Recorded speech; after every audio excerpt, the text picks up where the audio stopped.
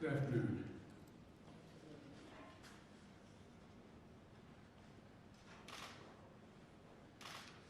Earlier today, I visited a restaurant here in town. I'm going to mispronounce it, Las Hilamia, and which is a pilot program for Restaurant Revitalization Fund and an important piece of the American Rescue Plan. One of my goals of the American Rescue Plan is to make sure that we get this law's benefits quickly and directly to the American people. So before I say a bit more about what we're doing to support our nation's restaurants, let me provide an update on what is happening through the American Rescue Plan right now as I speak. First is providing checks in pockets and shots in arms. More than 163 million rescue payments have already gone out. These are checks, direct payments of up to $1,400 that for a typical family of four making about $110,000 means a $5,600 check you'll get. By the time all the money is distributed, more than 85% of American households will have received a check. The Rescue Plan is also funding vaccine administration and distribution. It's a big reason why we're able to administer over 220 million shots in my first 100 days, a pace unmatched by any other nation in the world, or in prior mass vaccinations in all of American history. You know, it's helped schools reopen safely. It's helping child care centers stay in business. It's helping families pay for child care. The Rescue Plan is delivering food and nutrition assistance to millions of Americans facing hunger, and hunger is already sharply down in the United States. It's also providing rental assistance to keep people from being evicted from their homes. It's making health care more affordable. It's cutting child poverty in this country in half. And the list goes on, and the message is clear. Help is here. And the bottom line is this: the American Rescue Plan is working. America is getting vaccinated. Job creation is soaring. The economy is growing, and our country is on the move again. But some of the parts of our economy need special help. At the top of that list is our nation's restaurants. When COVID-19 pandemic struck, our nation's restaurants were some of the first hit and the worst hit. In 2020, more than 2.3 million restaurants jobs disappeared. 2.3 million restaurant jobs disappeared. Restaurants are more than a major driver of our economy. They're woven into the fabric of our communities. And so for many families, restaurants are the gateway to opportunity, a key part of the American story. There are families of all races, all ethnic backgrounds, all nationalities in this country who have built their American dream around a family-owned restaurant. And for more workers, their own story of economic progress starts in a restaurant. In the restaurant I just visited, and Rogelio Martinez, who immigrated to this country 17 years ago, started working as a meat packer. Now he is the restaurant's lead butcher and one of its owners. For nearly 1 in 3 Americans, this is hard to believe, but for 1 in 3 Americans, a restaurant provided their first job. More than half of all Americans have worked in a restaurant at some point in their lives. Before the pandemic, restaurants and bars employed 12% of all the workers in our country. This is an industry that provided more opportunity for minority managers than any other industry in America. This is an industry where the staff feels like family and often is family. When the pandemic hit, restaurant owners and operators were resilient, creative, and generous. Almost overnight, restaurants put in place safety measures to protect their employees and to protect us. They stepped up to feed our frontline workers. They changed their menus. They transitioned to takeout and delivery so they could be serving people who depended on them. But even with the changes, many had to furlough or lay off workers or close entirely. The restaurant I visited today went from 55 employees to just 7 before it started to bounce back. Now, as we vaccinate Americans, customers are coming back. Our vaccination progress and our economic recovery is going hand in hand. As that happens, we want to make sure that our restaurants, bars, and other dining establishments can staff back up, and they can come back as well. Right now, only about a quarter of the restaurant owners expect to return to normal operations in the next 6 months. We can do much better than that with the American Rescue Plan. The Restaurant Revitalization Fund, that's what it's called, the Revitalization Fund, will provide direct relief to restaurants and to hard-hit food establishments, bars, bakeries, food stands, food trucks, and caterers.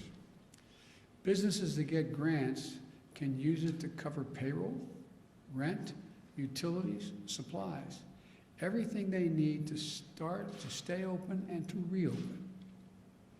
We're opening the doors of this program so that restaurants all over the country can open their doors again. We started accepting applications on Monday. Today's Wednesday. We made it quick and easy to apply. Within the first 2 days, there were 186,200 applications from all 50 states for help. That's a staggering number. 97,600 of those applications came from businesses owned by women, veterans, and socioeconomically disadvantaged individuals. Now the applications, all have been processed yet. But right now it looks like we'll be able to provide help to about 100,000 restaurants and other eligible businesses. When we passed the American Rescue Plan, we did that. Some people said it wasn't needed. Well, this response proves them wrong. It's badly needed. About a year ago, when the first round of the Paycheck Protection Program opened up, a lot of the smallest firms saw the doors shut in their face. The law was written so that as we process these applications, a new one, we focus first on those who were left behind by the other relief programs. And to make sure the relief is distributed fairly, we also set aside funds for the smallest restaurants, bars, food trucks, and many family-owned restaurants that haven't gotten any help to date, and they need it.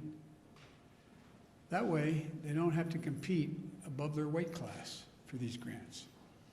61,000, sorry for all the numbers, but they're important. 61,700 applications have come from the smaller bars and restaurants already.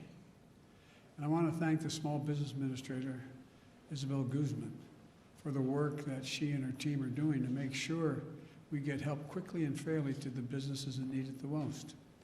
As I said, I've spoken to dozens of restaurant owners about the challenges they face. But I've also received letters from people who want to tell me about the restaurant owners in their communities.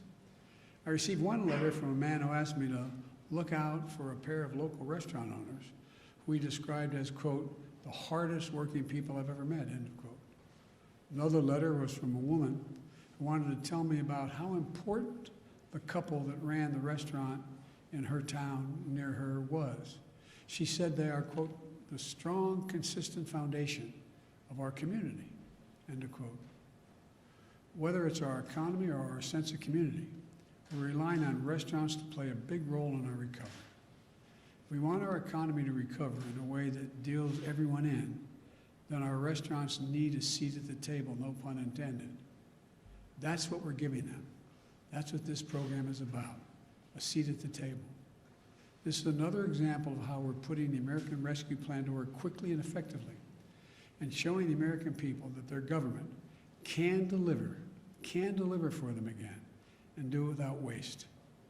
That we can vaccinate this nation, that we can get our kids safely back in school, that we can get our economy back on track by helping hundreds of thousands of small businesses reopen and stay open, that we can give the people of this nation a fighting chance again. That's what this is all about. God bless you all, and may God protect our troops. Thank you. Mr. President Biden, you're going to back a waiver of the at the WTO. Are you going to back that? Is the U.S. government Yes, going to I'm back going to that? talk about that later today, yes. President Biden, you said earlier you don't understand Republicans. What does it say about them if they oust Liz Cheney from leadership for telling the truth about the election? Look,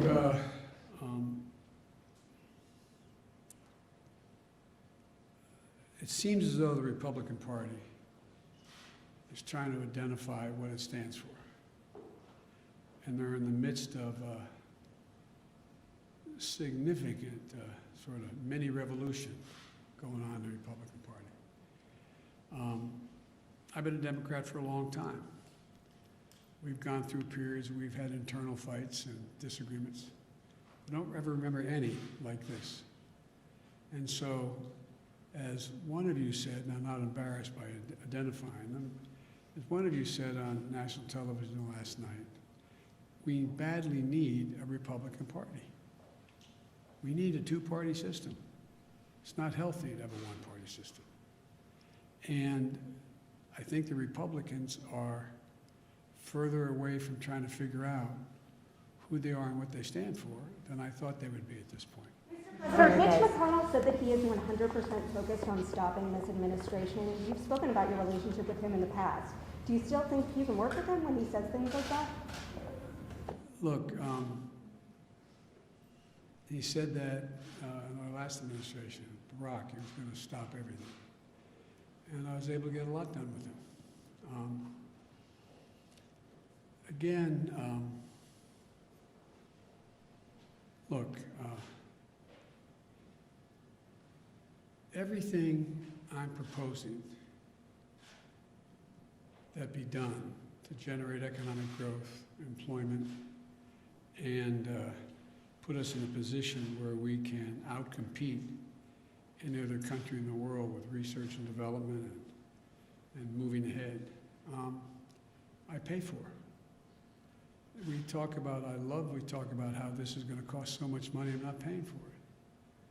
The bottom line is this. My Republican friends had no problem voting to pass a tax proposal that expires in 2025 that cost $2 trillion. None of it paid for. Increased the deficit by $2 trillion. Gave the overwhelming percentage of those tax breaks to people who didn't need it. The top 1/10 of 1%. They didn't need it. And it was argued that what it would do is generate this great economic surge and growth. It would increase productivity. It would pay for itself. It would generate a sense of growth in America we hadn't seen ever before. Well, everyone from the Heritage Foundation on has pointed out hadn't done that. Hadn't done that. Now I come along, and the proposals that I'm suggesting are tried and true things like when you rebuild bridges, things get better. When you rebuild highways, when you don't have to, airports, ports, it all matters. It increases productivity. And the programs that relate to people are programs that are the things that also generate economic growth. And I view them as, for example, tax cuts for middle class, upper middle class, and working class people. And so you eliminate a few of just have the super wealthy begin to pay their fair share. For example, you have, I think it's 35 or 30 corporations didn't pay a single solitary penny last year in the Fortune 500 companies. They made $400 billion. They paid no taxes. How can that make any sense? Especially since these corporations, and I come from the corporate capital of the world, more corporations are incorporated in my state than all the rest of the country combined. If you notice, corporations aren't investing any money in research and development. Somewhere, what's most of it going to?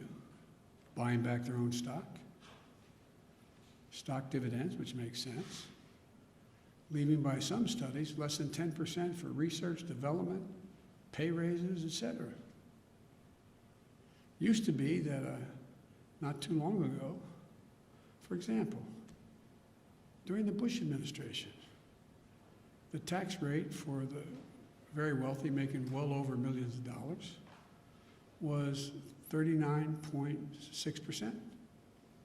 It's now 37%. Just raised it back to what it was before. It raises enough money from that savings to put every single person in community college who wants to go. Now, what's going to grow America more? What's going to help you and your security more?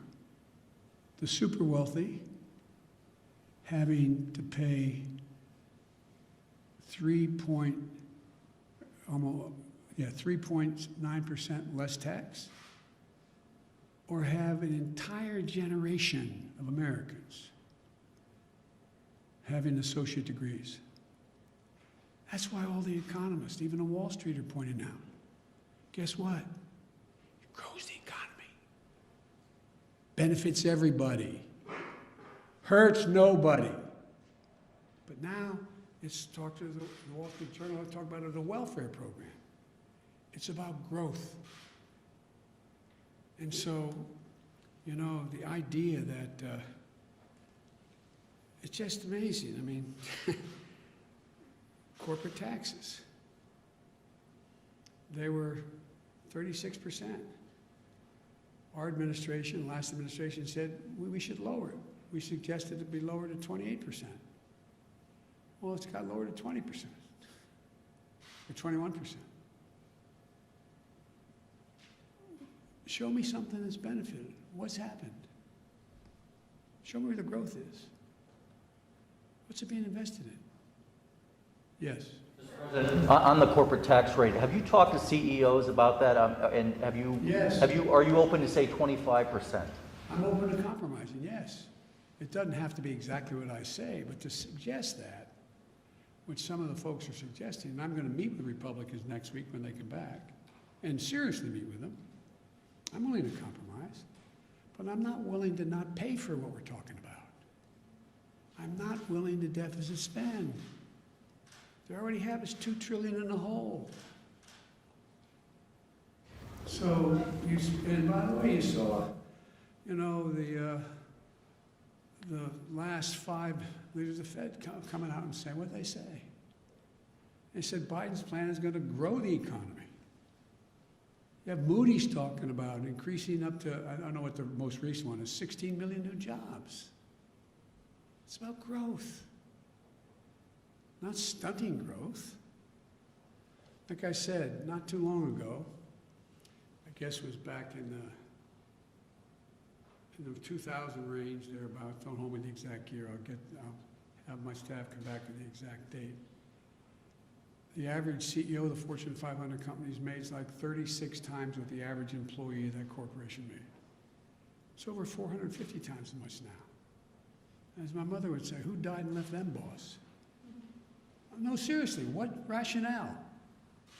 Tell me what benefit flows from that. We're not going to deprive any of these executives of their second or third home, travel privately by jet. It's not going to affect their standard of living at all, not a little tiny bit. But I can affect the standard of living that people I grew up with. If they have a job, I can make sure the standard of living of people I grew up with, if they have child care, can afford it, so 20 million women can be back in the workforce.